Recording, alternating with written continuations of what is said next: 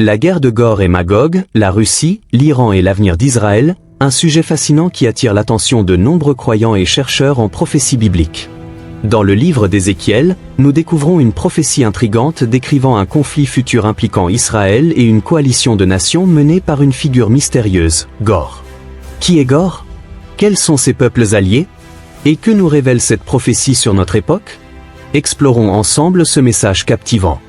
Le chapitre 38 du livre d'Ézéchiel débute par un message clair de Dieu adressé au prophète. Tourne ta face vers Gog, du pays de Magog, prince souverain de Méchec et de Tubal. Gog est décrit comme un chef puissant venant du nord, à la tête d'une grande armée composée de plusieurs nations. Parmi ces nations, nous trouvons la Perse, qui correspond à l'Iran actuel, Kesh, identifié comme l'Éthiopie ou une région d'Afrique, et Pu, qui représente probablement la Libye moderne. Cette alliance a un but précis, attaquer Israël dans les derniers jours. Le texte dépeint Israël comme un peuple restauré, vivant en sécurité sur sa terre. Cette prophétie, écrite il y a des milliers d'années, résonne particulièrement aujourd'hui, car elle semble anticiper un conflit majeur au Moyen-Orient. Mais une question reste essentielle. Qui est Gog dans le contexte actuel? De nombreux érudits bibliques voient en Gog une figure dirigeante provenant d'une région située au nord d'Israël. Ézéchiel parle explicitement du Septentrion, qui désigne le nord. Géographiquement, la Russie se trouve directement au nord d'Israël. Cette position, combinée avec la description de Gog comme un chef militaire puissant, alimente l'hypothèse que Gog pourrait représenter un leader russe. Historiquement et encore aujourd'hui, la Russie est connue pour sa puissance militaire et son influence dans les affaires du Moyen-Orient. Les alliances politiques actuelles renforcent cette interprétation. La Russie maintient des relations stratégiques étroites avec des nations comme l'Iran, qui est également mentionné dans cette prophétie. Ces relations semblent refléter la coalition décrite par Ézéchiel, ce qui rend cette prophétie particulièrement pertinente pour notre époque. Cependant, cette guerre ne sera pas un simple affrontement militaire. Ce qui la distingue, c'est l'intervention directe de Dieu. Ézéchiel 38 décrit comment Dieu défendra Israël de manière spectaculaire.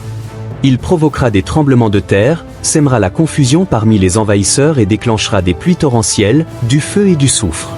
Cette intervention divine vise à démontrer sa souveraineté et à révéler sa gloire devant toutes les nations.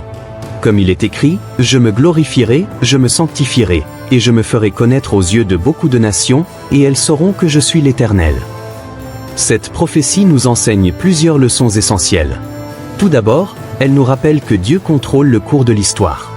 Les tensions actuelles au Moyen-Orient, notamment entre Israël, l'Iran et la Russie, ne sont pas le fruit du hasard. Ézéchiel 38 nous montre que ces événements s'inscrivent dans un plan divin plus large. Ensuite, cette prophétie est un appel à rester vigilant. Elle nous invite à observer les événements mondiaux à la lumière de la parole de Dieu et à garder foi en sa souveraineté. Enfin, cette prophétie est une promesse. Dieu ne permettra pas que son peuple soit détruit.